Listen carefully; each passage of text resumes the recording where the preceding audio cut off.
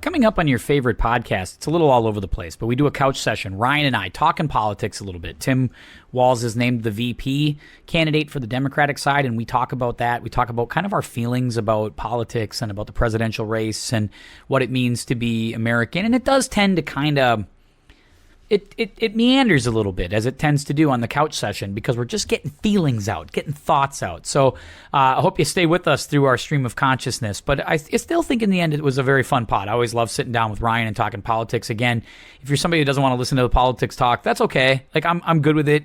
You can always listen in for a sports pod later. But if you're interested in just our opinion, I understand that Ryan's pretty left and I'm a little left, and so you may not want to hear that side of the coin, but that's fine. We're just going to try to be our honest selves as best we can in the podcast. So that's kind of where we go. It's a fun one. It's Ryan and I on the couch session next on the pod.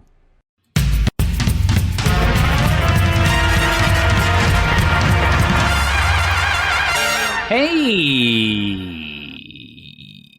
it's the Tim Anderson Podcast. I'm Tim.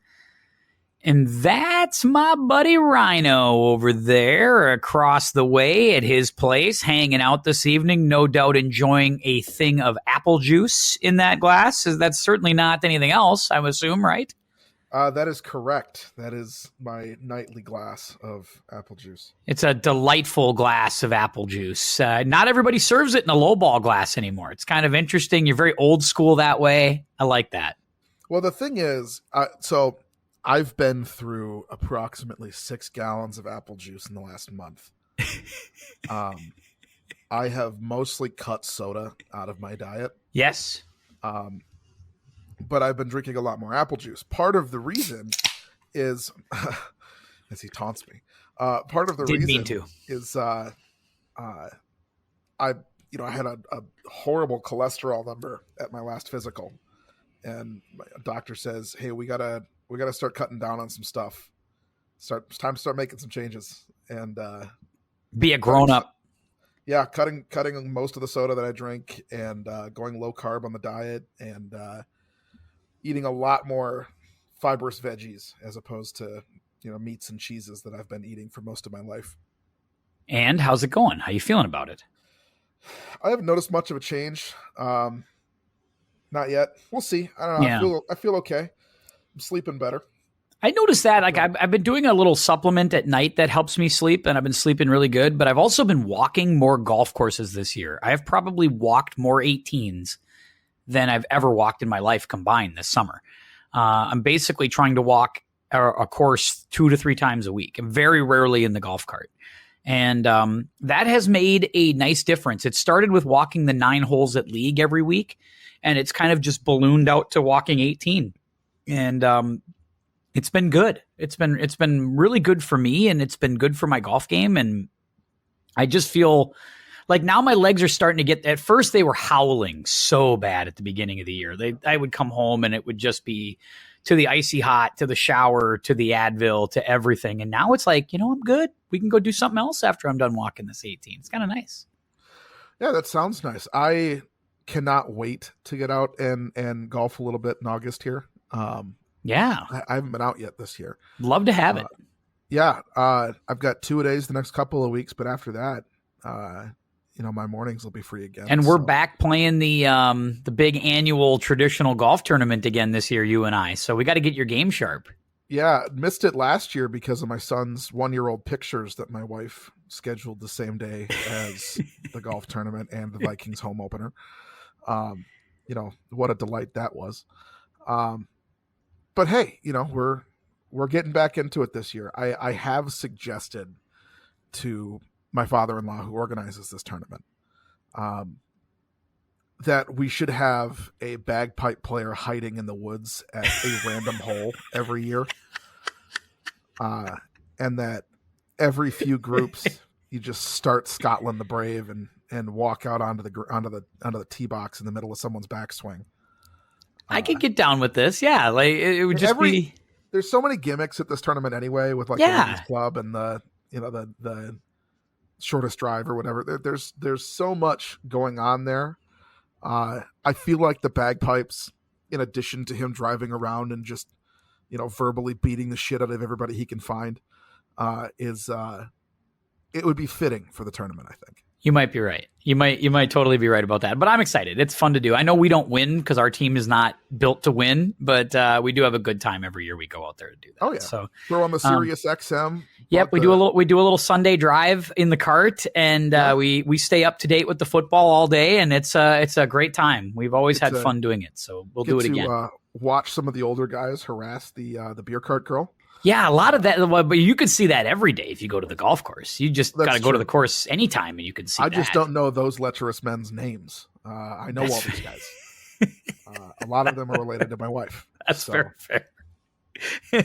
never met a beverage cart girl they didn't find. I see that a lot in league. I played this Tuesday night league, and man, those girls. I first of all, I'm not going to say that I treat them very nicely. I'm always afraid that I've taught one of them in the beverage cart. So I try to be super respectful and like keep things above board all the time at the beverage cart. But man, there are some people that just can't mask what they're trying to do with the beverage cart gal. I mean, they're leaning in. It's just their posture. It's their whole body language. You watch from a distance. It's really something. Speaking of people that we've taught, in my case coached, I was at Target the other day, probably 2 weeks ago now, actually. And I got to tell you, nightmare scenario. I'm walking in with my son. I'm just trying to give Lauren an hour and a half to herself. I'm walking in with you have son. You have him in the cart. You're pushing him. I'm walking into the store. Oh, right? Just so walking in. Okay. He's holding my hand or holding my finger with his little sausage fingers down there. And we're walking in, and he's babbling, and I'm chatting with him. He's trying to encourage the talking thing. And who walks in beside me but one of my old Maple Grove speech kids? I'm not going to name names, but I bet you can guess. I'm going to take a wild guess. Yeah, it was that one. And how was that? Tense for about 30 seconds. Shouldn't have been tense at all. It's over and done. You know, that I agree. It's not my thing. But, you know, her parents giving me the cold shoulder at sections and then her running into her anywhere is awkward. But that wasn't my choice. That wasn't something I did. You're allowed to go to Target, you know. Right. I live in the area. I shop at that Target literally 5 times a week. So. One of the advantages that I had about moving where I moved away from where I teach is that I don't see them as often, my students, and it's an okay thing. It's an okay thing. I kind of like living in my own world out here. It's kind of nice. Are you feeling inspired seeing a teacher running for vice president? You know what? I don't know if it's inspiring, but I'm certainly interested. It got my attention. Let me just say that. But let's get there, because this is, by the way, welcome to a couch session. One of our latest couch session installments. People have been super supportive of our couch sessions, Rhino. They like when you and I just kind of sit down and shoot the breeze a little bit. So that's what we're going to do again here tonight on the pod. And we've got a few things to talk about. When we last sat down for a couch session, Biden had just dropped out. We did an emergency pod, and we kind of took a lay of the land. And the question, Walz was not on your radar. I said, who's a VP candidate? And you threw a couple names out. Walz was not one of them. I had a feeling Walz was in the mix, and I felt it early. I didn't say that in the podcast, but I feel like the world changed about 2-3 weeks ago on Tim Walz. And I'll get to that, but like, can you talk to us a little bit about where we've kind of gone from, okay, Biden dropped out. We said Harris had to do X, Y, and Z to get back in the race. Has she accomplished that? I mean, if you look at poll numbers, I think it's clear that she's back in the race. Today leading, 5 points in a national poll, but she was ahead in Arizona, in Wisconsin, in Michigan, in Pennsylvania. She's within 2 points in North Carolina. She's within 5 points in Florida. So, I mean, everything's in play. And the thing is this, right? You really lock up Minnesota and give yourself a much better chance in Wisconsin by taking Walz as the VP. It doesn't guarantee you Pennsylvania, but the thing that a lot of pundits haven't really talked about is if you win with Wisconsin and Michigan, Pennsylvania is the quickest way to 270, but it's not the only way to 270, right? The Republicans kind of have to win Pennsylvania. That's the whole ball game for them, right? Because the only way that they can win if they don't win Wisconsin and Michigan is to win Pennsylvania plus, right? So they have to win Pennsylvania plus Arizona plus Nevada. You need 3 states if you're the Republicans who don't have Wisconsin and Michigan. And I'm assuming that they're going to win Georgia. So I'm not even factoring Georgia in. But and Georgia's back in it too, right? I mean, she is close in Georgia. My concerns in Georgia are less about the electorate and more about whether or not it gets certified. Just because of the political situation in Georgia. And that's kind of where I'm at with Arizona a little bit too, but they have a Democratic governor, so I'm not quite as, and Secretary of State. So I'm not quite as worried about places like Arizona or Nevada or Michigan or Wisconsin. But those things work themselves out through Supreme Courts and through things like that, right? I mean, you can't not certify the election at some point, right? You can't not do that. So before we get back to what I was saying, the problem with that is, yes, you can not certify the election. If they do not certify the election, there's a chance that there will be a lawsuit forcing the House of Representatives to decide the election, saying the Electoral College couldn't come to a consensus. What happens then is the president is decided by a single vote from each state delegation. And the majority of states have majority Republican delegations because of how much gerrymandering has happened in those states.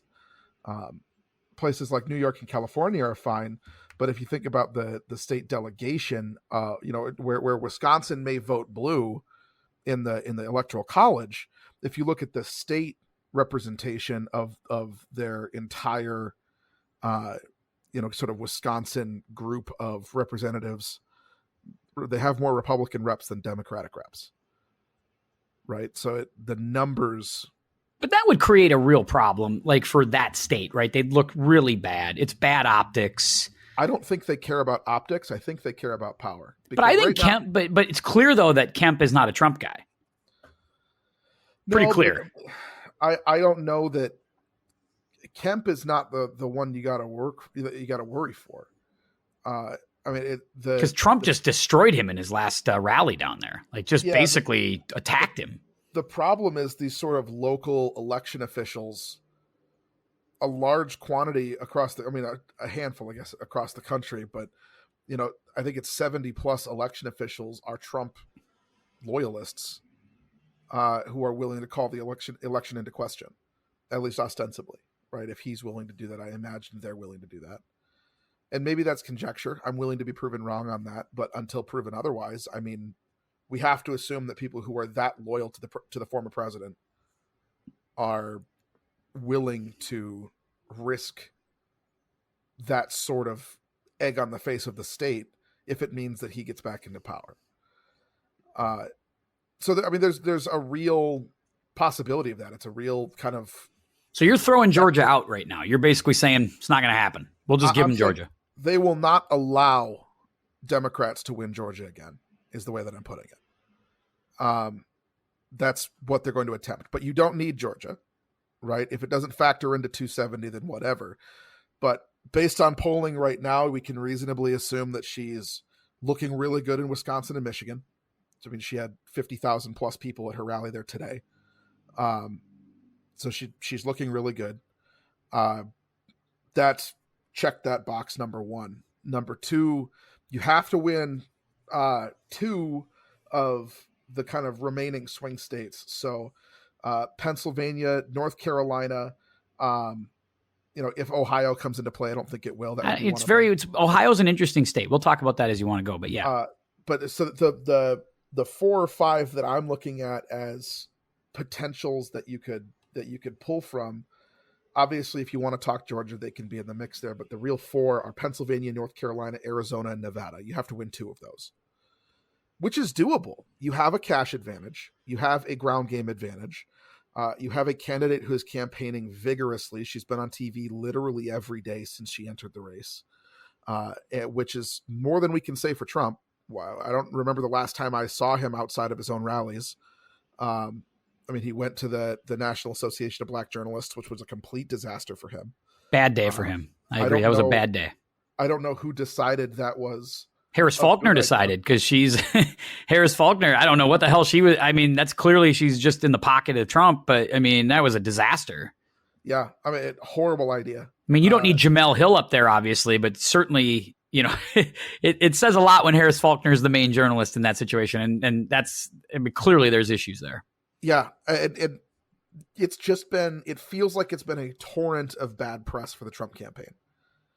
And we are starting to see results that, as far as like historical analogs, we don't really have them right now. Harris is reaching unprecedented levels of support with Black voters. I mean, her numbers right now look better than Obama's, which is insane. With white voters, they are as good as we've seen in the last 50 years. I think the poll that came out today showed her at 46% with white voters. Obama won in 2008 with 43, and 46 would be the highest number of white voters supporting a Democratic candidate since Jimmy Carter in 76. That's an incredible number. The one kind of weak spot for Democrats at this point is Hispanic voters, who are still kind of starting to warm up to the idea of Kamala Harris, because I think a lot of them are not just them. There are other groups too, but primarily them. They are worried about the mass deportation threats of the Trump campaign. Suburban women are coming home to Harris, which is, again, kind of what you need to win if you're going to win in states like Wisconsin and Michigan and Pennsylvania. That's what drove Joe Biden. That's what drove Joe Biden in Georgia, was Black turnout and suburban women coming home in the Atlanta area. North Carolina, that's going to be the same story. You don't really have that so much in Nevada, but Latino voters, if you can reach them in a better clip, and African-American voters are largely going to carry you in Nevada and Arizona. So, if she can just cut into those margins of what Trump's strengths are, white women, white men, uneducated voters, I really think that she's got a better shot than even we're anticipating at this point. It doesn't just seem doable. It seems like she's the clear favorite at the moment. It's interesting how that happened in the span of 3 weeks. We'll take this back to, I brought this up in our last couch session, that I thought Trump had a real opportunity to knock out the Democratic, whether it was Biden at the moment or it was Harris or whatever. I really felt at the RNC, he had an opportunity to get on stage and deliver a knockout punch. Like, I really thought he could do it. If he would have went up, and I'm not the only one who says this, Republicans say this. So for the folks that want to, again, get after me, the lefty, Republicans say this. If you go up there and you do a 35-minute honest, hey, my life flashed before my eyes speech, and I'm just grateful to be here, and I learned a lot about myself, and it's time to unify, and I'm going to be the unifier, and here's my plan. 35 minutes up and out of there, I think he wins. I think it's over. And I don't even know if Biden gets out of the race at this point. Maybe he'd just hang on, and maybe Harris would be like, yeah, why don't you just ride this out? I'll take my chances in 4 years. I think when he decided to blow the 8 for 95 minutes, all of the good stuff that I think he was trying to do in the first 25 minutes of that speech was undone, because nobody wants to listen to somebody for 90 minutes. Nobody does. Stand-up comedy specials don't last that long anymore, right? Nobody wants somebody to talk at them for longer than 45 minutes to an hour. And to have this sort of incoherent, rambling kind of bloviation, he went against his own thing. He said he wasn't going to even bring up Biden, and he did. He went against his own thing. He went against it in one day. He just couldn't help himself, because he thought he was taking a victory lap that night. I think he really thought it was over. And the problem is that he didn't deliver the knockout punch. He left the door ajar. And because of that, it's almost like he left room for the Democrats to come back in. And I think if he loses in November, we can go back to that moment at the RNC. Hulk's ripping his shirt off, my hero, blah, blah, blah, which is the most nonsense thing I've ever heard in my life. But you will go back to that RNC and say, he lost it there. He could have won it, and he didn't because he just couldn't help himself. He couldn't get out of his own way in that moment. And I feel like that's just who he is, right? I mean, do you feel like that too, or do you think it goes further than that? So I think that it's fairly spot on. The only thing that I'd say is I think that what you see there isn't so much an unwillingness, but an inability. He is incapable of changing himself even for a moment. Right. And I think that is one of the things that makes it easy to dislike him. I think it's one of the things that makes it really, really difficult to come around on even the potential of him. You know, when I was younger and I mean, we're talking about 2016. I was barely 23 years old when he started running, and now I'm married and I have a kid. So, I mean, it's been almost a decade of this, and he hasn't changed for the better. He's gotten worse over time, and he's getting less clear. And I said this a few weeks ago, and for the last few weeks, I should say, but the thing that I note is how frail he appears. Right? He had that kind of moment of strength with the shot in Pennsylvania, with the blood on his face and stuff like that. But if you watch him speak, you watch him try to walk around, you listen to him and you try to follow him mentally, he just seems old and frail, and he doesn't seem like he's half the guy he was in 2016. He doesn't seem like half the guy he was in 2020. It's because he's not. Biden. He's not. Like, I try to explain this to people that when you get older, like, it's almost like the years multiply, right? Like, I'm turning 43 in August, and there are mornings where I feel like I'm 50, right? There are just mornings where, like, your age just multiplies fast. And I feel like once you clear like 70, 75, it's hard to stay sharp, right? It's just really hard unless you go out and you really work on your body and you work on your mind and you do those things every day. Trump doesn't work on his body. I mean, He plays golf, but I mean, he's pounding quarter pounders at 76, and everybody looks at that as novel. I'm like, yeah, most guys don't do that. Like, most human beings don't do that. Like, I haven't had a quarter pounder in 5 years. Like, I wouldn't want one now. I don't want one now. Right. So, like, I don't understand at 77 how that's a good thing. I mean, yeah, he plays golf. He's got a horrible golf swing, as the Bryson DeChambeau video showed us. Horrible golf swing, horrible putting stroke, but hey, it works for him, whatever. I just don't think you're right. He doesn't look, he looks like a 78-year-old man. That's what he looks like. Yeah. And you just get the feeling that the end is, I don't mean to say it like a mortality thing, but like the end is near. Do you know what I mean? Like, yeah. He's just not, he's not who he was. And I just don't think that he'll ever be that again. And the thing about presidential campaigns too, Rhino, and I'll let you finish your point, sorry to cut you off, but like presidential campaigns, they take a lot out of you, I would imagine. I can only imagine, right? Because we saw what 8 years of the presidency did to Obama or Clinton or George W. Bush. Like, when they get into the office, they look one way, they come out looking completely different, right? More gray, less spry, a little tired. Even 4 years with Joe, like, Joe looks tired and worn out. And like, this is a taxing thing. This is now his third presidential campaign. Like, I mean, it's gotta, at some point, you just gotta not have gas. There's no gas in the tank, right? Because it takes so much to do this, I would have to assume. Yeah. And I think that part of the issue that Republicans are running into is he's really not campaigning right now. Sure, he's having like one rally a week, but JD Vance is doing a majority of the campaigning, and we see how well that's going. Yeah, JD is. I mean, I don't think were we on the last time that was Vance named. Yeah, he was named. We had talked about him as a legacy pick. That it was really, and again, it was a pick of confidence. He took JD Vance, we thought a month ago, because I think he thought it was over.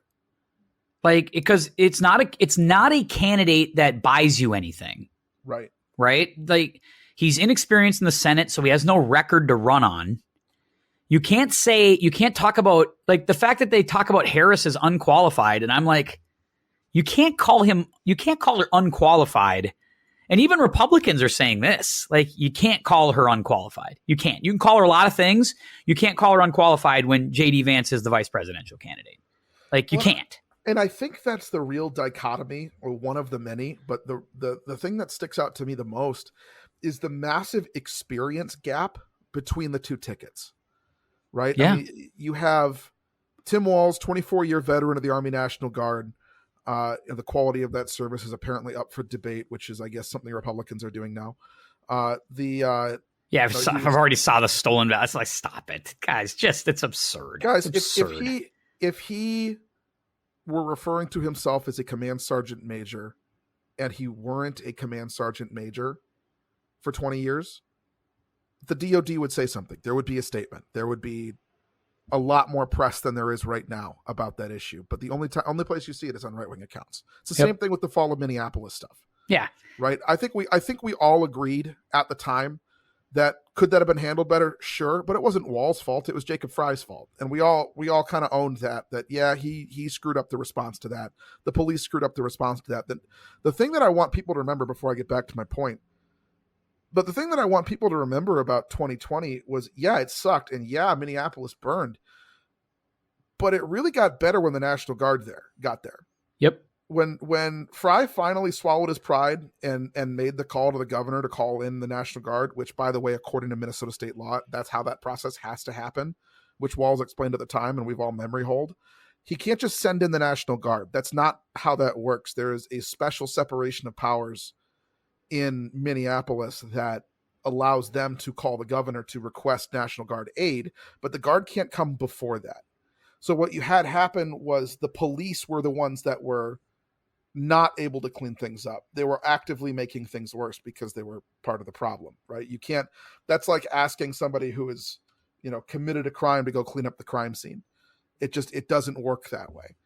The Guard should have been called from the beginning because you needed to get the police out of the forefront, right? And not because you wanted to inflict a bunch of force on the protesters, but it probably would have stayed more peaceful had the police not taken point. And that's on Jacob Fry. That's not on Tim Walz. Back to my point. He had 24 years in the Army National Guard. He had 20 years as a public school teacher, union member, union leader. And then he ran for Congress in one of the most impressive things that I've heard is he won by 17 the year that Trump won his district by like 15 points. People were splitting their tickets to vote for Walz. You can't call him too liberal. I mean, he's clearly a gun supporter with he just wants basic restrictions, right? He's not some crazy leftist. He just wants to make sure kids get fed.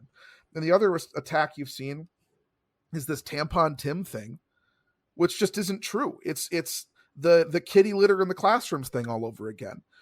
The law says that schools just have to provide free menstruation products, whether it's in the nurse's office or in a gender neutral bathroom. They're not putting tampons in the boys' bathroom. That's simply not happening. Yeah.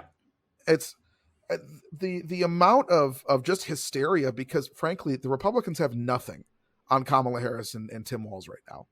Every attack that they've tried to roll out. I saw one guy say this, they want to call us weird. This is Tim Walz's family. And it's just him in a suit, his wife dressed up, his daughter is in a nice outfit, his son is in a t-shirt and shorts. It looks like they're standing in front of the doors to a church. They look like every family that I went to church with growing up. And he just seems like a normal dude. Like it's so hard to watch them try to attack him with nothing.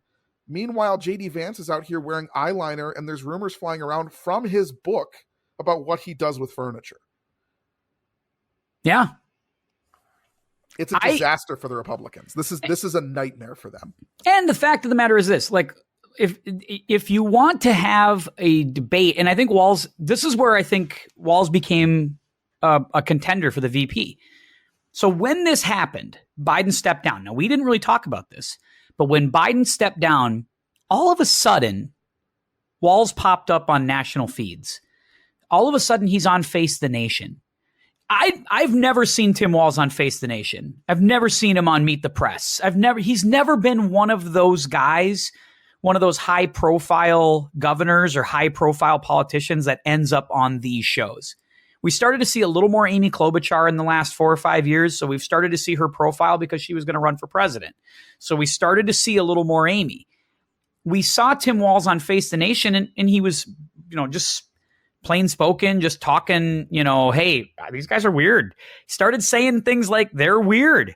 And I think something about that resonated with independents and Democrats that got them excited. Because, and I don't know what it was, but this weird thing has caught on. And before you know it, he's invited on Meet the Press. He's on with this guy. He's on this show. He's on that show. And it's like the national media went out and said, the guy with the soundbite is Tim Walz. Go get that guy. And he started to gain some real steam here in the last few weeks. Right. And the calling them weird thing to me feels less like a we like that message and more of a, oh my God, he's right. It's not just a name calling thing. It's, if you really think about it, we've been kind of treating them like, oh, they're an existential threat to democracy. And while that's true, it's harder to explain in short form than just look at what they want to do. They're weird, right? These are guys, like, they want to get rid of, like, we got to make sure that trans girls aren't playing girls' sports. And it's like, well, how's that enforceable? Well, we got to check them. Okay, you want to go look in the pants of a 12-year-old girl to make sure she can swim with the girls? This to me sounds less like I want to protect kids thing when you put it that way, right? Like how the question that I've been asking people about this is, how is this enforceable, right? How do you plan on enforcing this? You want to have an abortion ban where people can't cross state lines. Okay, how do you enforce that? The enforcement mechanism there is, well, when they get back home, they're going to get arrested. Okay, what evidence do you have that you can get from another state? Do you know what I mean? Like how do you know? You're telling me that you're going to completely destroy the right to privacy, medical privacy. And that's it. Do they have to declare that they're pregnant? Will people just not do that anymore? They'll take a home pregnancy test, find out they're pregnant, and immediately hop state lines? Is like, right? How does that work? And JD Vance has said that he wants to track women's menstruation cycles. Like he's been on multiple podcasts saying that the way that we fix this is to monitor using apps or whatever, monitor their menstruation cycles. Is there a woman in the world who wants JD Vance and his guy liner looking at her menstruation cycles? I mean, deeply personal, deeply private. It's such a weird thing, right? And I grew up in an era. I was a Republican, man. I've talked about this before on this podcast. I was a Republican.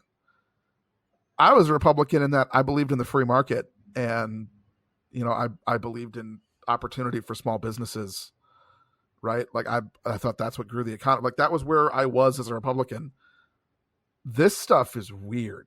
We're not talking about the economy, right? These are not conversations where we're talking about public policy and how they impact people's lives. Every conversation you have with someone like JD Vance right now turns back to two things: trans rights or lack thereof, abortion, woke ideologies, right, and grooming in schools and things like that. Is that not weird to anybody else? We can't have a conversation about making, guns safer to own and schools safer and feeding kids. Like, those are real policies that really help people. And all they want to talk about is how they're putting tampons in the boys' bathroom. They're letting kids use litter boxes in schools. What part of this sounds even remotely believable? Right? That any amount of just a modicum of critical thought would tell any reasonable person that can't be true.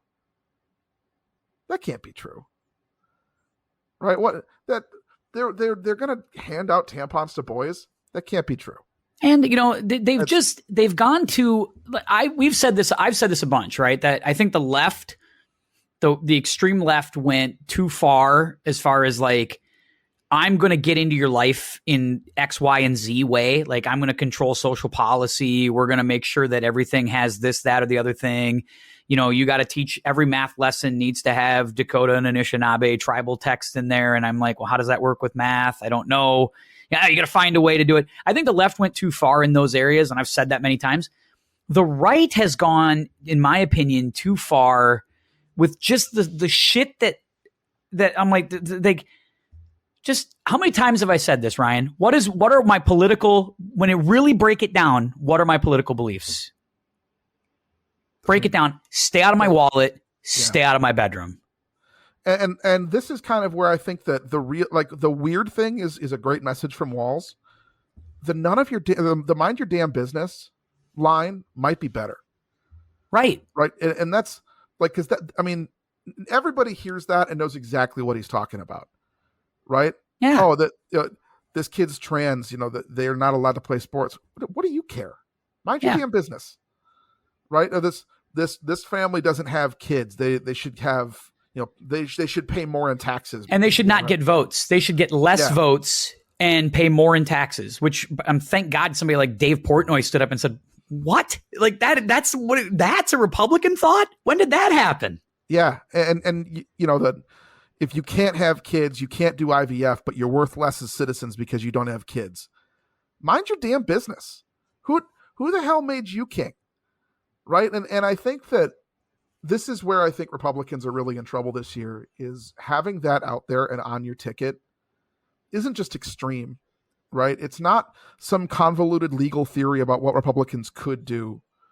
It is saying things and insulting people in a way that is very real and very understandable for everyone who hears it. And I think that you want to talk about backlash and going too far. The left, as annoying as they can be, a lot of their stuff came down to, we want to change people's minds. And, we believe that we need to change the way that we teach so that we can make that happen. And while that's disagreeable, the methods are maybe disagreeable, the goal, I think, is admirable, right? Where we want people to feel included. We want to be teaching certain things. Yeah, I think I agree with, I was talking about that with teachers today. Like, I'm here for windows and mirrors and finding diversity in authors. Like, I'm here for all of those conversations. I just don't think we should abandon Shakespeare in the process. I don't think we should abandon the things that worked and that were quality in the past. I don't think we should do that either.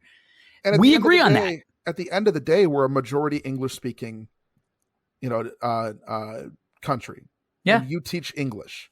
The English language is, there's nuance there. There's things there that, maybe you might be able to get in other language texts. Maybe you might be able to get in translated texts, but there's a reason that you're not using Beowulf every semester, right? You're not teaching that to everybody, even though it's important, right? But there's a place for Beowulf. That's the point. That's what I'm getting to, right? Is all of these things have their place, and it's up to the professionals, the teachers who have been educated on this and who have studied the science of youth development, to make those decisions and say, the goal is we want them to be proficient in X, Y, Z, and the way that we do that is through ABC. And I think that, we need to get back to a place societally where we're trusting professionals, because right now it's not just teachers. Doctors are taking it on the chin because, we can't trust vaccines and scientists are wrong. And, it's the same thing with meteorologists and climatologists and all these jokes that we make about how, you can be wrong every single day. The fact is that all that sort of stuff does is just chip away at the reverence for intellectualism that we had for a long time, right? And that's how we were able to trust our systems, is we looked at people's qualifications, we looked at their educations, we looked at their records, and we said, yeah, okay, this person's proven themselves, we can trust them. Our leaders believe that they are, the appropriate person for this job. We'll have to trust their actions and what they do, and if they screw up, they'll answer for it, right? And I think more and more we've come to expect less and less, but what that means is we trust less and less. And yep. At some point, you kind of just got to trust the system. And I think that teaching's a great example of that. And this is one of the reasons I like Walz and the Ticket. Yeah, me too. Is you have to see teachers outside of the realm where you expect to see teachers. See, that was my comeback to the folks on the right. Like, I got into an argument, not an argument. He's a friend of mine on the right, but we kind of disagreed last night because he's like, if my wife voted for a Democrat, I'd divorce her. I just wouldn't. I'm like, your friend, right, who's standing right here is a Democrat. Like, you don't think that of me, do you? It's like, well, I don't think of you as a Democrat. It's like, well, I am. I am. I don't think am I uber left? No, I'm not AOC. You're not. I think I am a moderate left.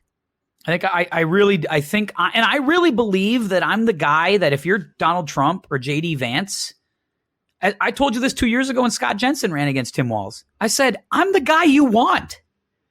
I'm the guy you need to come talk to because you need my vote. At the end of the day, I'm the guy that you're never going to get an AOC to vote right. That's never going to happen. Just like you're never going to get, a Mitch McConnell to vote left. It's never going to happen. What you have, though, are guys like me in the middle, who is middle left, who, you know what, you could, if you brought me a common sense candidate who made sense, I'd probably want to listen to them. The problem is they keep bringing me these wackadoos and they keep bringing me all this stuff about how, hey, we're going to make porn illegal. We're going to jump in your bedroom here. We're going to make sure that we're slowing this stuff down. And it's like, mind your own damn business. Stay, what do you care? Like, what do you care what I'm doing over here in this house? Like, what do you care? And you used to not. You used to not care. That was the thing. That's what made righties attractive to folks like me, right? To moderate lefties was like, hey, they want less government. They want less overreach. They want less interference in my life. That's used to be what they said. And now it's like, oh, we want overreach still. We want it on this stuff. And I'm like, I'm sorry. I'd rather them take an extra $2 out of my check to build a bridge. I'll live with that than you coming in here saying you can't go on this website. You can't use this app. You can't use this on your phone. You need to get somebody pregnant in the next 6 months. Otherwise, you're not going to vote. 10 years in public service isn't enough. Usage. Yeah, we're monitoring your usage. We get to know wherever you go, whatever you do. It's like, what is this? Like, this is silly talk. Yeah. And I mean, one of the things that I have conversations with, because, you are not uber left and I am. And one of the things that I talk about with a lot of people that I know, especially on this issue, is, they all talk about how like, oh, we really just need to buckle down and have a general strike and a revolution about, class action, stuff like that. Like, guys, you need to understand that the culture has to be ready for what it is you're selling. The United States is not in a cultural place for a socialist revolution. You'll never get public support. Nope. And it's the same thing on the far right. You have to have a culture that is ready for authoritarianism and what you're trying to sell.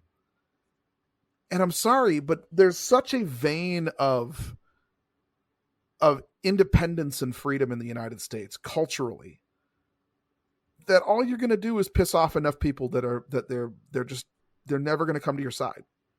He'll always have his 38% and whatever, the leaners on top of that who are more comfortable with more stuff than the people who've already jumped ship. But these guys that are saying all these crazy things, I mean, they're losing. They're losing, right? Look at every state race in 2018, 2020, and 2022, right? When Democrats had huge gains in state houses, in the U.S. Congress, and in the U.S. Senate, right? We had huge gains in our party because of that. Because, first of all, because the moderates have fled. Most of them are Democrats now, right? Which is a majority of the source of the Democratic infighting at the moment is trying to reconcile the differences between, the very moderate to, leaning right moderate Democrats that have fled from the Republican Party to the Democratic Party, and this new kind of very far left group. And caught in the middle are people like you, who you're hearing both sides, and you may find yourself agreeing with the moderates on some things and the left on the other things, and it puts people like you in a tough situation. But that's because this is what happens when adults have conversations, right? I may dislike Joe Manchin, but Joe Manchin is a reasonable person, right? He's listening to facts. He has motivations that I can trace. What commonality do I have with Jim Jordan? What commonality do I have with Matt Gaetz? Right? What common ground could I find with Marjorie Taylor Greene or Lauren Boebert? Do you know what I mean? There's just no reconcilable bridge there, because every time one tries to get built, they destroy it. And they run those people out, the Mitt Romneys. Yeah. Hell, Ken Buck used to be like a crazy Tea Partier, and even he was like, I got to get out of here. I can't. Yeah. I can't do this. I can't be around these crazy people. He was one of the founding members of the Freedom Caucus. Yeah, 100%. And even he's the one who just resigned, right? Didn't he? Oh, did he just resign? All right, we'll take a quick pause. Hang 1 second as we have a little technical issue. Sorry, technical issue averted. We're back. Here we go. But even, you're right. Ken Buck was in the Freedom Caucus, and even he's out, right? He's just like, I can't. And there's so many like that, right? Whether it was Kevin McCarthy, who's still there, but McCarthy's really not. I mean, he's on the outside. Romney, Liz Cheney, go down the line. These are people that were once really staunch parts of the party, and they're out. They can't do it. And I mean, even if you look at 2016, right, the best performance, popular vote wise, was 2012. You know what I mean? Mitt Romney had a good showing in 2012, and then you nominate Trump because you're tired of losing. And it's like, guys, you rolled around in radioactive waste and thought it would make you a superhero, and now you got cancer. Yeah. Because what happens when Trump goes, right? You're tying everything to a 79-year-old man. What happens when he dies? Right? Who's your party leader? J.D. Vance? Or if he loses this year? What happens if he loses? Yeah, I mean, I think he'll be their nominee as long as he's still alive, which will kill the party for them. Look at what happened to Adlai Stevenson and the Democrats in the early part of the 1900s, right? I mean, they just kept running the same guys and losing. There's a lot of stuff like that, right? Where, I mean, sticking to your guns when you're losing is what kills political parties. They chased out, I think, really viable people in the last 10 years. The Paul Ryans, who I think a lot of people, when he was nominated for vice president with Romney, thought Paul Ryan's the future of the Republican Party. He's young, he's a good looking guy, sensible, comes from Wisconsin. These are the kind of guys we want to build our party around. And literally 4 years later, Paul Ryan's out of the loop. He left. He left politics completely. Which, I mean, I got to feel like that was the first red flag here. I don't know. I guess we're throwing a lot of different balls up in the air here to kind of talk about those things, but we're trying to get to where the state of this race is and where do we go from here. The Walz thing for me, I'll try to get us back on track. Let me hit this button. Sorry about that. No, it's my fault. I blame myself for some of this stuff. Let me go back to let's get the Batman theme in here. Now, people are making a big thing about the Walz news, and obviously, I think rightfully so. I like Walz personally. I voted for him twice here as a governor in this state. I like him because he is a real person who worked a real job, which, again, people who want to throw me Trump and J.D. Vance, I'm like a venture capitalist and a guy who was born from money. One went to Yale, one went to Wharton. There's nothing there that connects me to that guy. There's nothing there. Meanwhile, I mean, at least with Walz, I mean, and Harris is saying, I mean, Harris is a lawyer and I can't live Harris's world, but Walz is a public school teacher who coached football and worked a real job. And I'm just sitting there going, yeah, I get that guy. Because at least that guy knows what it's like to be in a classroom. At least that guy knows what it's like to kind of have to, balance a checkbook every now and again. because if you're a teacher, you're not rich. Well, and one of the best things that I heard after he got, he went up and spoke in Philadelphia last night, which, we all know how Minnesotans feel about that city. But the the thing that got me was somebody said, I think it was on TikTok or Twitter, that he reminds a lot of people of the dads that they lost to Fox News. You know what I mean? Where you can't talk to them about this stuff anymore. And, your relationship is fundamentally changed, if not destroyed. And I think that that's been a really sore spot for a lot of people with Trump, is it doesn't just feel like he's affecting the nation, is on a very granular level, he's torn apart families with the kind of rhetoric that he's allowed to fester in the Republican Party and in the right-wing media, that he's actively been a part of creating and encouraging and rewarding. And it's I think we have not discussed this very much societally. I know you and I haven't discussed this very much at all. I mean, there is real pain with feeling like you've lost somebody to this political thing that not only do you not understand, but you can't abide.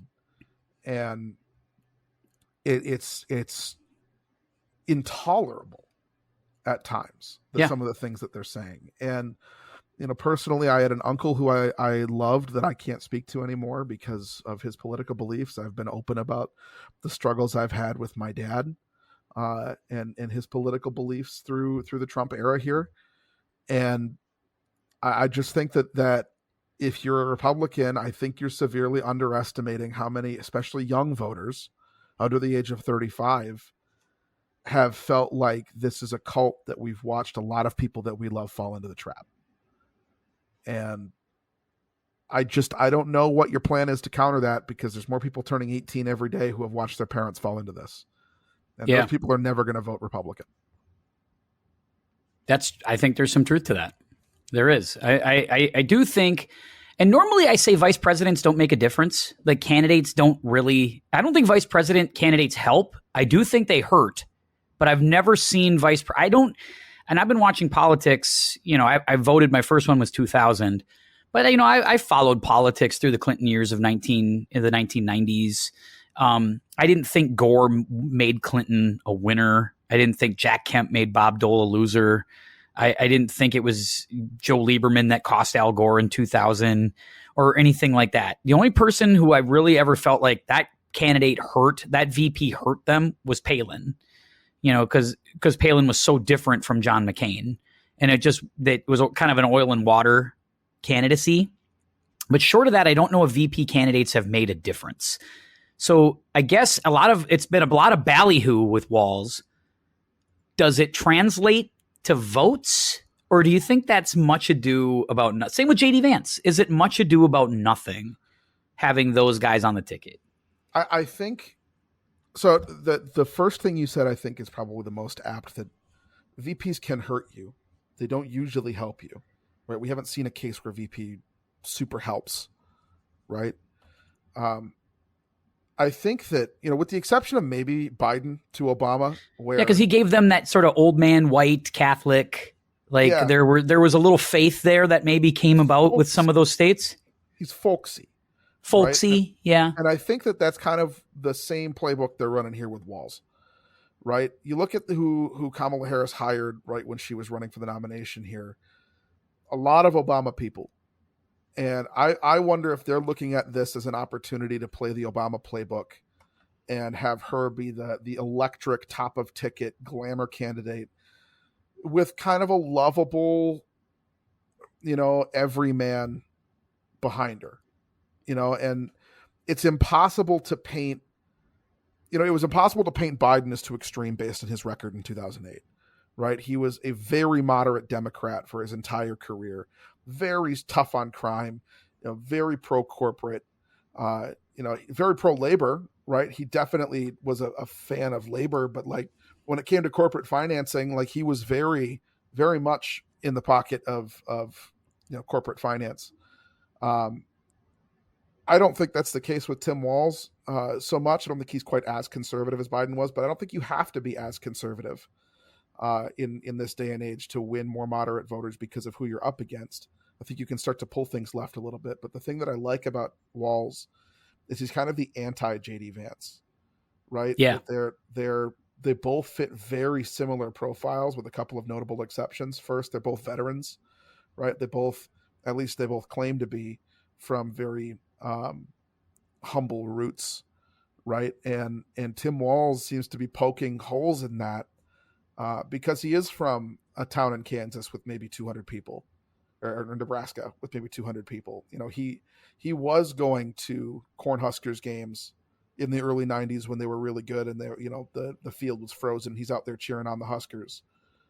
JD Vance is a weird guy. You look at some pictures of him when he was younger and who he is. He's a weird dude. People who know him from his youth say he was kind of a loner and just kind of strange. Changed his name 3 times, and he's only been a senator for like a year, maybe 2 or 3 years. Hasn't no public office before that. He's not particularly popular in his home state.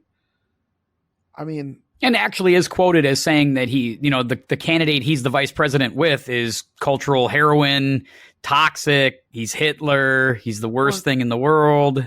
The thing with Trump in 2016 was, he was gaffe proof, or he wasn't gaffe proof, right? He had a lot of gaffes. He had a lot of things that he did that, he had the Access Hollywood tape, whatever.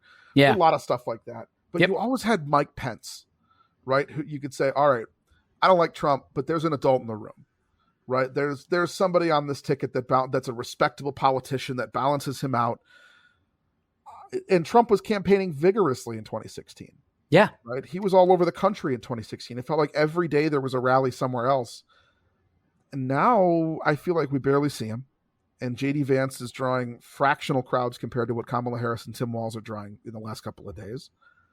And, I think that, can a VP candidate help you? I think we're seeing yes. Right. Is the meme energy is crazy and people want elections to be about policy. Let's look honestly. Elections are 100% about vibes, right? Yeah. And the success of the Trump campaign in 2016 was, making him cool compared to Hillary. Yep. Right? He was strong and he was cool and there was because never has there been about policy. I mean, Trump has never stood out front and said, "Let me lay out my 10-point plan on this. Let me lay out my plan on that. Let me tell you what we're doing here and there." It's never that. Right. He never does. He just says, "Oh, it's bad. Oh, it's bad. Bad, bad, bad." It's like, well, okay, how do you fix it? It's bad. But I can fix it because I'm king. I know what I'm doing. We get to 2020, and there really isn't a cool candidate in 2020, but you got Biden with the sunglasses, and, the country's functionally falling apart with COVID and the George Floyd stuff. And there's a ton of tension. No one feels good about anything. So Trump rightfully loses. Right. And after 4 years of insulting everybody around him, he loses. And then, now we're in an election where, you've got Trump, who we've already established is no longer cool. He wasn't cool in 2020. Right. He's kind of trying to cozy up to certain groups that make him think he's cool. But these are the Aiden Ross stuff and the, going on podcasts with some very, very right-wing people, some white nationalists. The Project 2025 stuff. Playing golf with Bryson DeChambeau is not enough to win the presidency. I think that we have a situation now where I think that if you add Tim Walz to the ticket, now you have that folksy charm that they kind of hoped they would get with JD Vance, and you have this sort of electricity in the Kamala Harris campaign where you have Beyonce and you have the same kind of style, the presentation that she uses at concerts. And, you've got Walz walking out and making couch jokes about JD Vance to huge crowds and miles and miles and miles of people waiting in Wisconsin and 50,000 people changing a venue in Michigan. And it's about vibes. And right now the vibes are 100% Democratic. There is no question that right now they have seized the moment and they've quashed the infighting, and the party is at least 95% united behind her and Walz.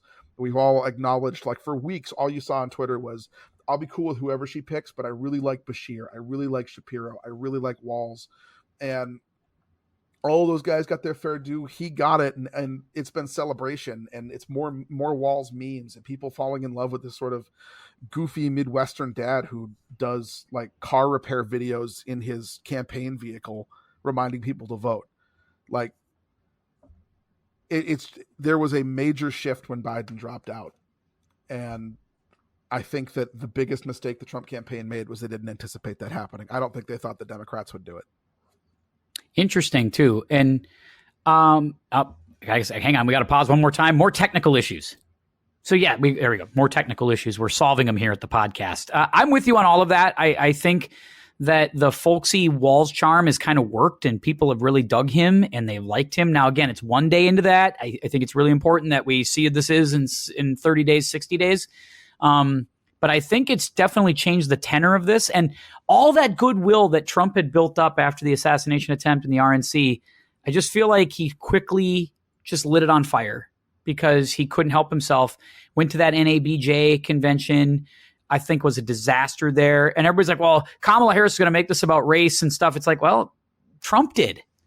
Like, Trump made it about race. He went to the NABJ and questioned her racial identity, which it's like, again, what's it to you? Like, what do you care what she identifies as? I don't care if she identifies as black or Indian or Pacific Islander, or she identifies as a fucking couch or I don't care. Like, no, you shouldn't care. Why is this a political issue? Vance might be a little more interested in voting for. Well, I was going to say, yeah, if she was a couch, maybe JD'd get her number. But like, what's it to you? Why is that an issue? And now you've made it an issue.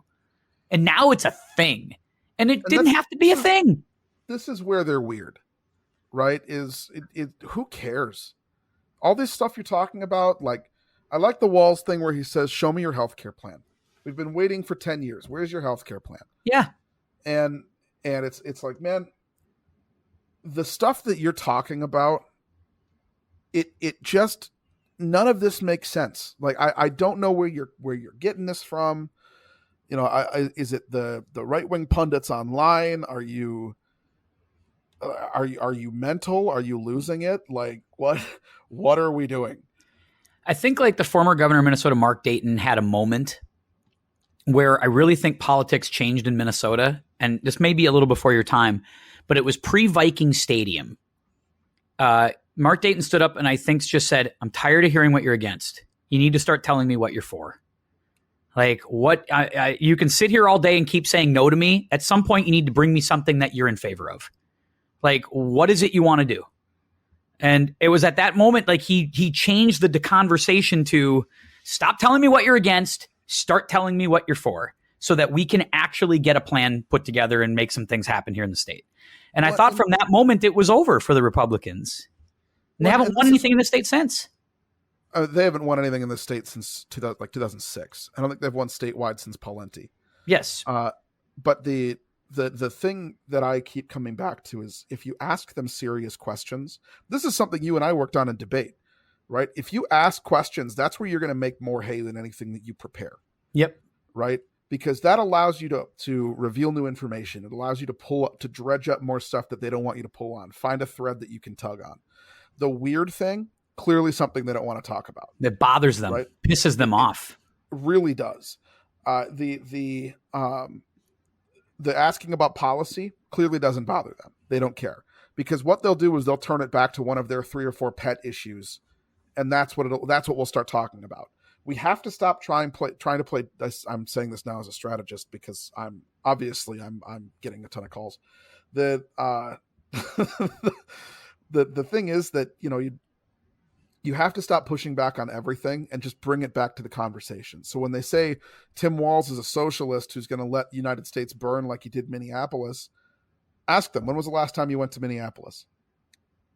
Oh, you haven't been to Minneapolis. Okay. Can you define communism for me? What is communism to you? What does that mean? Yep. You know, what you want to regulate, you know, young women's bodies and determine who's a woman and who's not.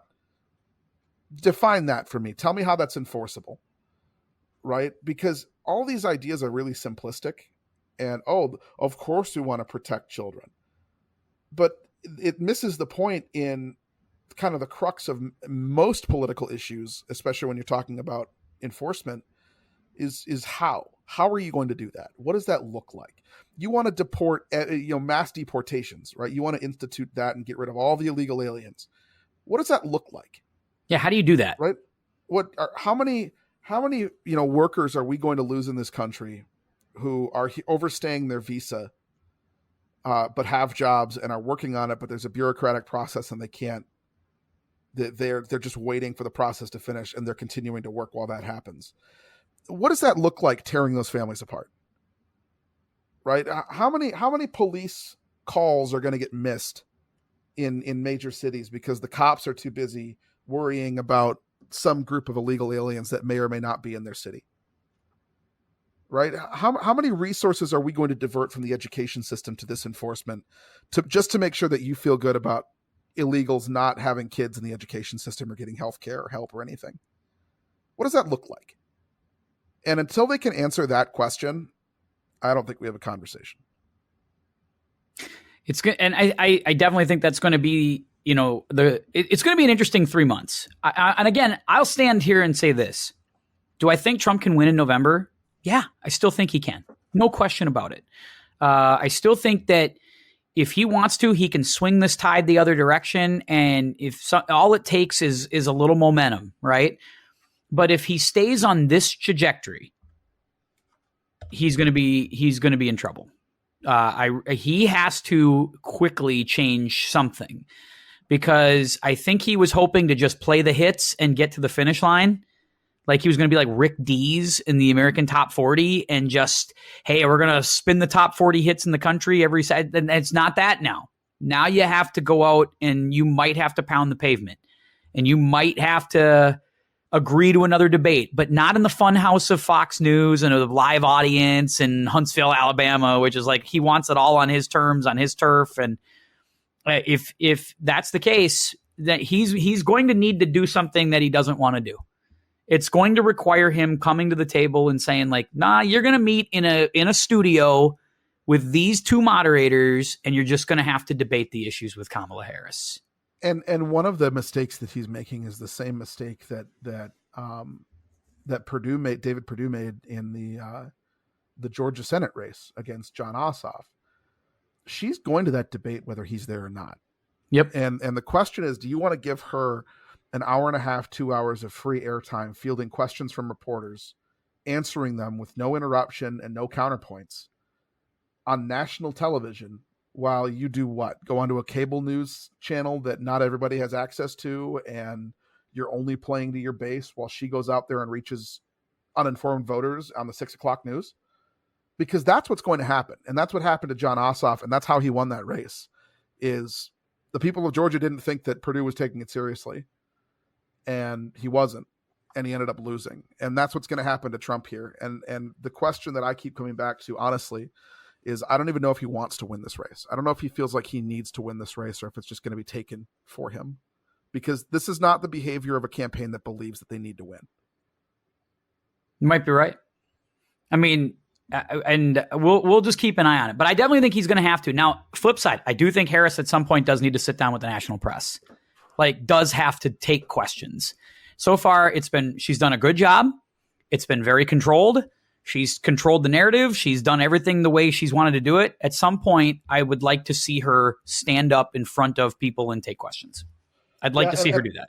I think that you'll see that more as we get deeper into the campaign here, whatever's left of it, because we've got less than 100 days of campaigning.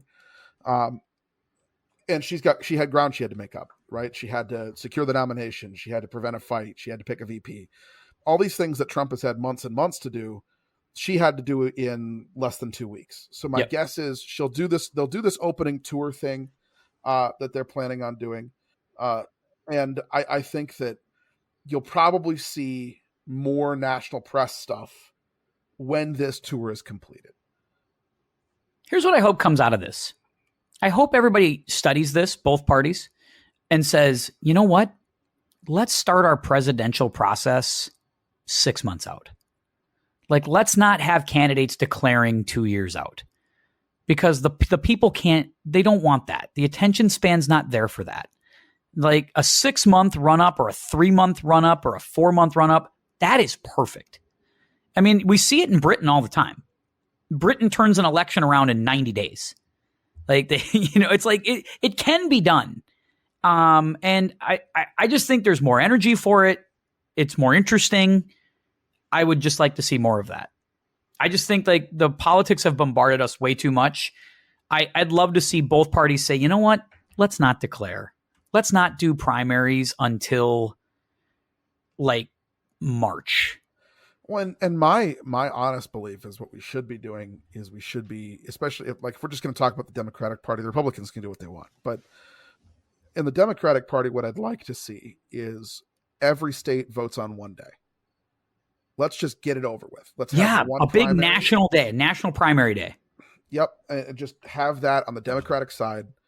And, if there's like 10, 15 candidates, make it 2 rounds. Yep. Right. Give me a vote to get me down to 3. Yep. Have a debate, and we'll have the second vote a week later. Or you get, if 15 candidates are in, all right, let's do 3 debates with them for a month. Like that, you got, say it's in March. Okay, you can declare in February. You got a month, 3 debates. We vote mid-March. Done in April. Something like that. It just shouldn't take. We shouldn't be campaigning for 2 solid years. It's too much. It's just way too much. You're right. The other thing I hope that we get out of this is, Colin Cowherd brought this up a little bit today about just sort of how we carry ourselves. And I think I want to try to take this as my message. I think Walz was good with this the other night, but I think just in general, we got to be a little more hopeful, a little more positive as a culture. And I just think right now, one message from one party is that it's doom and gloom and it's terrible and nothing's good and everything's bad and it's all disastrous. And it's like, well, some of, there's things, there's problems, but it's not all bad, right? Like my flight was full to Canada last week. The restaurant was full that I ate lunch at today, and my golf courses are full. Every time there's a tee time, everybody's out there. And when we're on the course, we're having a great time. And nobody's sitting there sulking and sad. Like this image of this place sucks. You need us to make this place positive again. It's like, yeah, I just don't see that. And even if there are problems, and there are, it's just not that bad. I mean, it's okay to live here, and it's still a good place to live, damn it. Yeah, I think it felt good to see Democrats chanting USA and waving the flag and kind of reclaiming patriotism a little bit. Yeah, it's not it's like I'm a Democrat and I like being here. Like this notion that I'm a Democrat, I'm a communist, I clearly don't love America. Like I'm sick and tired of that narrative. Yeah, I agree. I want to love this country. Right? There are things that I think need to get changed. There are definitely problems that I have here. But I want to love it. Right? I want to be proud to live here. I want my kid to grow up proud of being an American.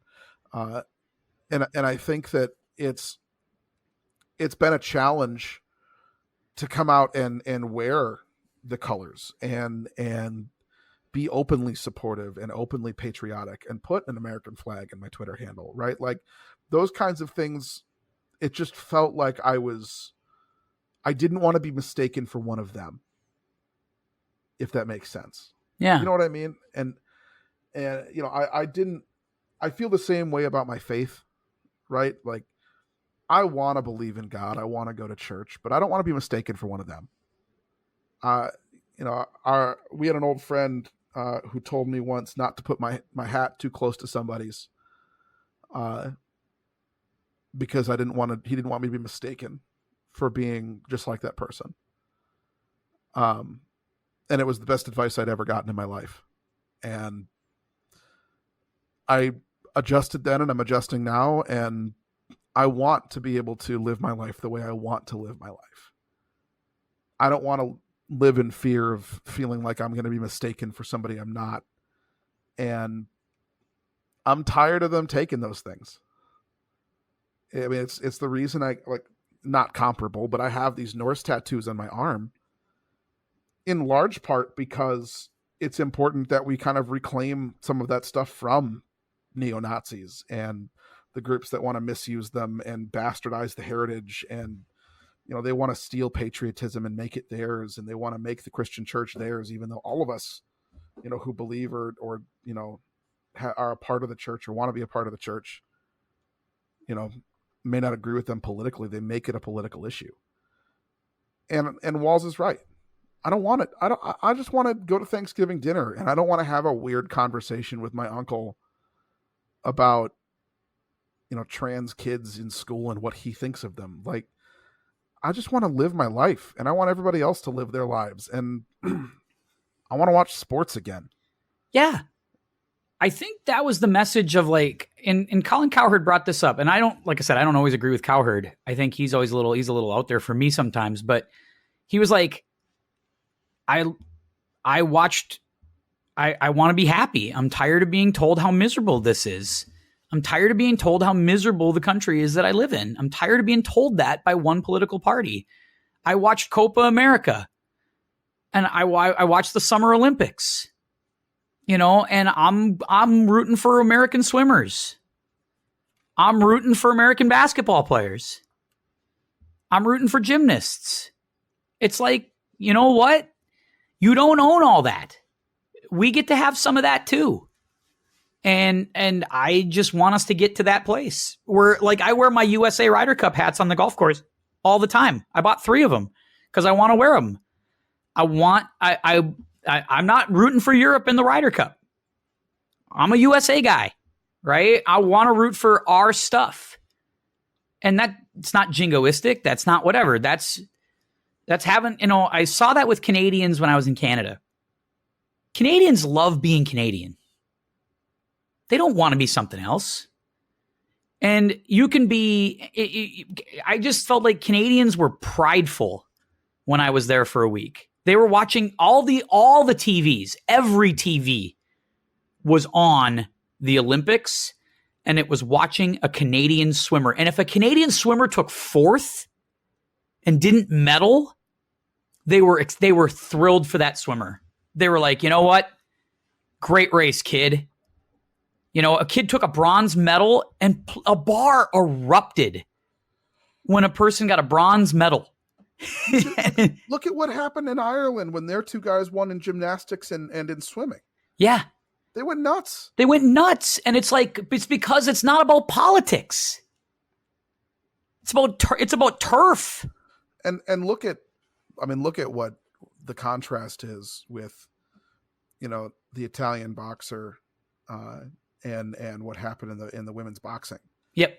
Like, we're just straight up lying, and there are people involved, and she's clearly hurt. And the Algerian boxer, I don't remember her name. Yep. You know, it's clear that she's hurt, and it's clear that she's upset, and she should be, right? She's had millions of people, some very powerful, loud people with huge voices, you know, politicizing her existence because of how she appears. And this kind of brings it back to the whole "they're weird" conversation of, you know, who are you, right? Who made you the arbiter of who's a man and who's a woman, and why do you feel like you get to enforce that on the rest of us? Yeah. And it's unfortunate because she beat the shit out of that Italian boxer. Well, I just want you to make sure you know your facts, right? Don't just get it from Charlie Kirk and then go with that and make that good, right? It's the same thing like when Simone Biles had the twisties in 2020 with the Olympics in Tokyo and really struggled and just couldn't find the floor when she left, which has got to be a frightening feeling. To like, and dangerous too. Dangerous. Like, you really have leapt into the air and you have no idea like where your feet are and where you're going to hit the ground. To have, instead of us like rallying around a gymnastic, like an American gymnastic athletic hero in our country, like she has won a lot of gold medals and has given up a huge chunk of her young life to competing and wearing the colors of the USA at big events. And for like our people to basically decide like, nah, she's not one of our Americans, so we can rip her apart. It's like, I just don't understand. I don't want to live in that kind of world, man. I want some goddamn hope around here. Like, I just want us to, like, the Democrats can be united, can be American citizens too. And Republicans can be that too. And it's okay, right? Believe what you believe. I'll believe what I believe. Mind your own goddamn business. Watch your own bobber. Yeah, I think this is the Walz point, you know, and that's one of the reasons that he's been so well received is, you know, find the joy. We can talk about policy, right? Obviously, there's a plan to make things better. But let's have a conversation about how we need to be more hopeful, right? Let's have some joy. Let's find common ground. Let's be neighbors again, right? Let's rebuild communities. And I think that more than anyone, he's communicated that in a very effective way, and let Harris take a lot of the overarching 30,000 foot, you know, vision for America. And, you know, she's talking about the nuts and bolts and the, you know, here's what we want. And he goes out there and says, you know what? It's about a vibe, and we need to work together, and we can win when we're fighting together, because this is the United States. And to have this happen at the same time that the U.S. is frankly dominating the medal count, and having this happen during the Olympics, and just the surge of patriotism on the center, left, and left, you know, just kind of for the first time in 10 years, really feeling like we're reclaiming something. Yeah, I think like one side of the aisle tried to own patriotism and tried to own like what that meant. And I just felt like for too long, the left took that, like just accepted that narrative, just like accepted the pro-life, pro-death narrative when it came to abortion. And it was just like, why are you accepting that narrative? That is not the narrative. Like, take the narrative like for what it is and say like, no, I just don't want to be in the I don't want to be in a woman's doctor's office, and I'm okay to be, and I can be in the military and be Democrat and be American. I can do all three of those things. That Republicans don't own military, you know, and it's not woke just because I believe that this person gets to do this or whatever. It's just, it's high time you stand up to this kind of nonsense and this kind of rhetoric. Yeah, I think that it's a tough conversation, because I think that if you really love something, you're willing to criticize it. Yeah. And, you know, you're willing, like, I love the Minnesota Vikings, right? I would, maybe this is a better example because I've done it on this podcast. I love the Ohio State Buckeyes. Of everyone in your life, I'm probably the biggest Buckeyes fan that you know. Probably. And I criticize the hell out of the Buckeyes. How many times have I called for Ryan Day's head? Yeah. Right? That doesn't mean I don't love the Buckeyes. That doesn't mean I think they're a bad football team. They're just not as good as I think they should be. Right? That they're not living up to their potential. It's the same thing with the country, right? Like, there's a lot of things that I would change, and we can talk about the how, but everyone in these conversations believes that there's things that need to change. I just don't believe you get there by targeting kids who are getting bullied in school and making their lives harder. I don't think you do that by letting kids go hungry, right? But I don't think you do that by, you know, eliminating the National Weather Service, like you know the Republicans have said they want to do. We don't do that by getting rid of Medicare or Social Security. I just, if you want hope, you got to give people things to hope in, right? To hope for, and a better world is one of those things. I don't know. Maybe I'm grandstanding. Maybe no, this is what this. But to me, I think this is, you know, I just think this is. People think that, you know, maybe Obama won through because it was, you know, he was the right guy at the right time. But I really think he won because he tried to be positive in a message, and Republicans laughed at it and said, positivity and hope and blah, blah, blah, blah, blah. And it's kind of like, well, yeah, what's the fucking problem with that? Like, what's wrong with that? What's wrong with loving something but thinking we can make it better? Like, what's wrong with that? The whole point. Isn't that the point? We're supposed to build on the progress of the last generation. You love your fucking house. It doesn't mean you don't want to redo the bathroom every once in a while. Right. It doesn't mean you don't want fresh countertops. I don't hate my fucking house. I love my couch. I buy a new couch every 5 years. Right? I change it out. I upgrade. I find a new thing. I'm not going to stick with the same couch from 1975 that's sunken in the middle just because it feels like somebody would think I'm disloyal to this thing that was handed to me by my grandmother. Right? Our grandparents handed us this country. Right? They built their generation's worth of work and they handed it to their kids. And those kids are handing it to us in worse condition. And saying that and calling that out isn't ungrateful. It isn't, hating of the country. It's not un-American. It's saying, hey, we got a fixer-upper on our hands. We got work to do. I read history. I know how good this thing was when you inherited it. What'd you do? What'd you do? You're handing us a world that's burning because you couldn't stop with the fossil fuels. You're handing us an economy that's super top heavy. You're handing us an education system that needs huge reforms, an infrastructure that's not been invested in for at least 50 years. What'd you do? You had all this money, all this power, this great economy. What'd you do with it? You fought culture wars. You were fighting about gays in the military my entire childhood. We didn't have gay marriage till I was in high school. What are we doing? What'd you do? And now you're mad because we look at it and say, well, this isn't the world I want to live in. We got to do some work around here. And the second we start trying to do that work, you call us socialists. No, it's just responsibility. Yeah. Every once in a while, you got to put a fresh coat of paint on the house. That's all it is. Every once in a while, you got to reshingle the roof. Doesn't mean you hate the house. Right. But those things cost. Those things cost money. And if we all share the cost, it's going to cost us less. Correct. Because so that's where it is. I mean, that's where it is. Yeah. And I just think it's time. I'm with you. And I just think that's the conversation. If Democrats do that, I think they're going to be more successful. That's the message they need to have. They got to stand there and say, no, fuck off. You don't own patriotism. You don't own those things. And if they stay on that path, I think they got a good chance to win. Yeah, and young kids need to stand up and be, and young kids need to, we're always worried about, well, it's the Trump kids in the big trucks with the things on Veterans Day. It's like, you know what? They can't be the only ones. At some point, our kids who feel disenfranchised by this country need to stand up and say, no, I'm here. I want to be here. Include me in the conversation. I'm standing up here taking my spot because I'm an American citizen. I'm taking my place.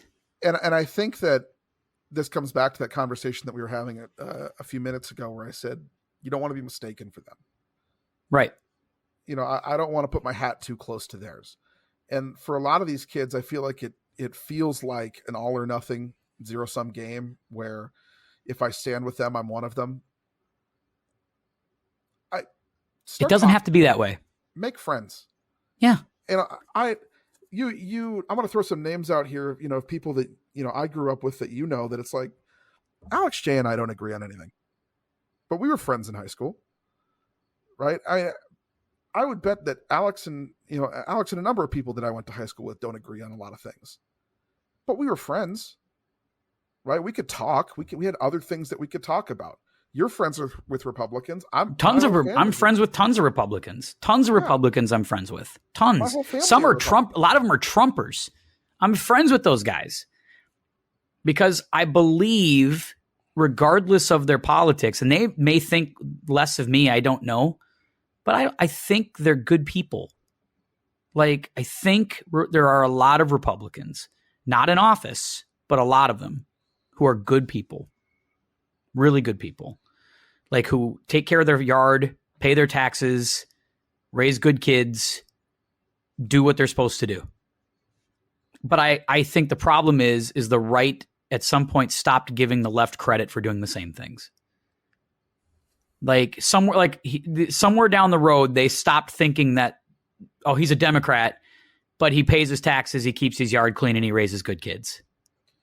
And he stays out of my business. And he stays out of my fucking business. And I stay out of his. and we say hi to each other. And when the Olympics are on, we root for Team USA. When it snows, we'll shovel each other's driveway. Whoever's out there first. That's it. I mean, that's all I want, man. Can we just get back to a point where I don't care where you are politically, because I know we agree on the big stuff. Yeah. Like, we can talk about policy. If you don't think that, if you're not a major supporter of funding free college, whatever, we'll talk about it. Right? We'll take a vote. If I lose, I lose. Yep. Right? I don't Fine. like the status quo. I'm going to keep working to change it to win the next vote. But, we can disagree on that. We can't disagree on whether or not people get to vote. Yeah. we have to agree on these things. I'm sorry. That's just part of the deal. Debate requires a specific agreed set of facts. We have to agree on some things here. A base level of, we're starting from the same place, we're just diverting in some places. That doesn't mean we're the same, right? That doesn't mean that that both parties are the same. It just means that we agree on 10 core principles of what it means to be a good citizen. That's why we have social studies class, because the Constitution was supposed to be, here's the base law, here's the base layer, here's what we agree on. We don't like it, we'll write an amendment and we'll vote on it. But everybody gets a vote. Not everybody. Sometimes only, 3/5 of a person counted for a vote. But you know what? We changed that. We amended that. Had a conversation about that. Said, we got to revisit this. Didn't work. Doesn't work. Took a vote. Passed it in however many states there were at the time. Right? We ratified it. We have to have this kind of base layer of, stop trying to look at my kids, and I don't really care what you talk about in church. Right? Yep. I'm not going to ask you what you believe, as long as those beliefs aren't telling me my wife can't get, a feminine care at a doctor's office without you knowing about it. Yep. I don't care what you believe, as long as you understand that your rights stop where mine begin. Yep. Literally go to work, pay your taxes, raise good kids, keep a good yard. How hard is this? Right. And then when I do the same thing, that's us doing our part. That's us doing our thing. I want you to know that, and if you and your wife have tantric sex in your bedroom, guess what? I don't care. I'm good. If I want to know, we're going to talk, and I'll ask, and you'll tell me if it's too far or not. You know what? Boundary set. Yeah. But if you want to talk about it, we can talk about it. Why? Because we're both interested, and we're both adults. I'm not talking to your kids about the sex I'm having with my wife. Yeah.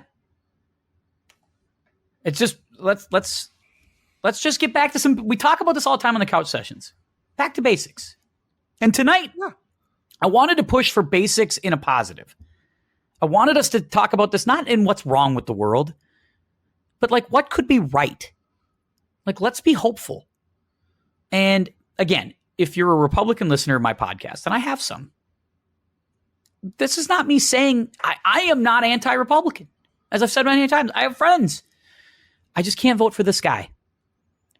I can't vote for him because he doesn't believe I'm a good person. He doesn't and character and words matter. They have to. They have to. Your integrity matters. If you don't have those things, then what do you have, really? And he's the guy who said, teachers are lazy. Teachers are groomers. Teachers are woke. I'm none of those things. I'm none of those things. And he's never bothered to try to get to know a guy like me. So he thinks I'm a pretty bad person. I can't vote for a guy who thinks I'm a bad person. That's it. That's it. If it was Nikki Haley versus Joe Biden, I'm going to be really honest with you. If it was Nikki Haley versus Joe Biden, I might have voted Nikki Haley. I might have. I'm not saying I would have, but it's a hell of a lot more interesting of a conversation because that candidate at least hasn't said something mean about me. And I think that candidate has some integrity. I don't believe the candidate that they have thrown out has integrity. You look at Nikki Haley and what she said when she was in the race. Yeah. I mean, it was her that said that the first party to listen to the voters and dump their candidate for somebody younger is going to be the one that wins this election. Because what did we want? What was the complaint that everybody had? They're just too old, man. They don't get it. They're too old. They're too weak. I don't buy it. I don't want it. They don't see the stage to get off the stage. And if you're a Democrat and you haven't liked the strategy of the last 15 years, man, feels different right now, doesn't it? Yep. Feels different because the younger crowd is in now. This group that's been itching to take the stage forever. Right? I mean, that's what we're looking at. This is what new politics looks like. The old guard is gone. Nancy Pelosi is no longer the Speaker of the House. Joe Biden is not running for president. This is the new guard. This is what it looks like. This is what we wanted. Well, I hope it leads to some positives. I know the people are going to buffer for a while here, but I'm hoping for a clean couple of months, Rhino. We've got football coming as we switch gears and end this podcast. You and I just re-listened to the over-under. We did pretty well in the NFC. We didn't do very well in the AFC. We were about 500 in the AFC. You and I have got work to do. The over-under pods are 2 weeks away. Can you believe that, Ryan? Are you ready? I'm ready. And I'm all ready. Yeah, I'm so ready to talk football with you. And I do promise on this podcast, when we're in football pods, we only talk politics in these couch sessions. We only talk about politics in these couch sessions. When we get into football talk, I assure you we will talk football. It'll be nothing but football. Same with golf. When Tyus comes on this podcast, Ty and I get into anything, it's usually about the topics that we get into. I'm pretty fair about that, I think, as a host. And I hope that you find that as well. But again, it's my podcast. I'm not going to apologize for the things I believe in and things like that. If that upsets you tonight, I don't know what to tell you. I hope that you understand that I come from a place of honesty, a place of love, place of compassion. And it's just, I got to go where I got to go. And that's where I'm at. So we got Peak Cinema coming on this podcast in the next couple of weeks. We got football coming on this podcast in the next couple of weeks. We've got all kinds of good stuff on the horizon. Rhino, it's good to see you, my friend. Good to see you too. I think I'm going to let you swing my driver in this tournament, one of my drivers in this tournament, because I think you need a stiffer shaft.